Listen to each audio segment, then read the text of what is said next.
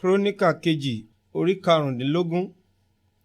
Ẹ̀mí Ọlọ́run sì wá sí ara Azariah ọmọ Odedi, ó sì jáde lọ ìpàdé Asherah, ó sì wí fún un pé, ẹ gbọ́ tèmi, Asherah àti gbogbo Juda àti Benjamini. Olúwa pẹ̀lú yín nítorí tí ẹ̀yin wà pẹ̀lú rẹ̀. Bí ẹ̀yin bá sì ṣàfẹ́rí rẹ̀, ẹ̀yin ó rí, ṣùgbọ́n bí ẹ̀yin bá kọ̀ ọ́, òun ó sì kọ̀ yín.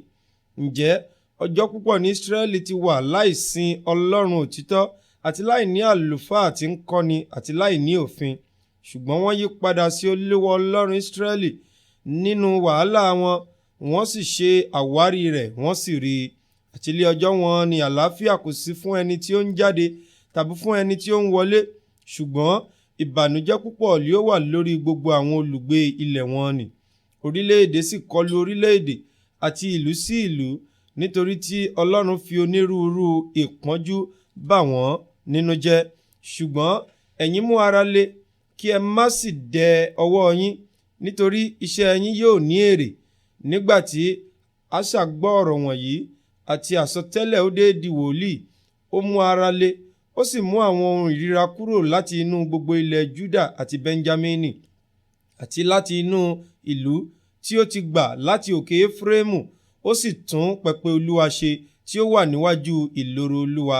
Ó sì kó gbogbo Juda àti Benjamini jọ, àti àwọn àlejò tí ó pẹ̀lú wọn láti inú Efraimu wá àti Manase, àti láti inú Simeoni wá, nítorí tí wọ́n yà lé ọ̀pọ̀lọpọ̀ sọ́dọ̀ rẹ̀ láti inú Ísírẹ́lì wá, nígbà tí wọ́n rí pé Olúwa Ọlọ́run rẹ̀ wà pẹ̀lú rẹ̀.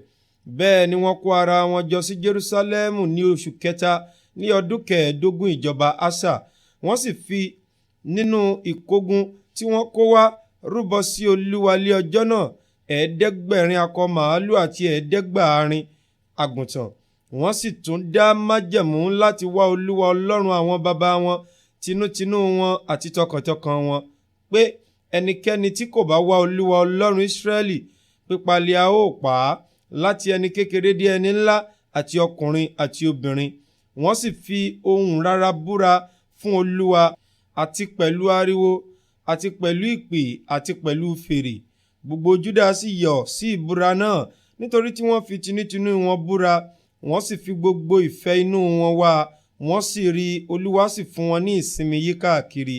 Pẹ̀lúpẹ̀lú Maakah ìyá Asa lé ọba mú kúrò láti máa ṣe ayaba, nítorí tí ó ya ère fún òrìṣà rẹ̀. Asa sì ké ère rẹ̀ lulẹ̀, ó sì tẹ̀ ẹ́ mọ́lẹ̀, ó sì sún níbi odò Kídírọ́nì. Ṣùgbọ́n a kò mú ibi gíga wọn nì kúrò ní Ísírẹ́lì. Kìkì ọkàn Asa wà ní pípé lé ọjọ́ rẹ̀ gbogbo. Ó sì mú ohun mímọ́ wọn nì ti bàbá rẹ̀, àti ohun mímọ́ wọn nì tí òun tìkára rẹ̀ wá sínú ilé Ọlọ́run, fàdákà, wúrà àti ohun èlò wọn nì. Ogun kò sí mọ́ títí di ọdún 15 ọba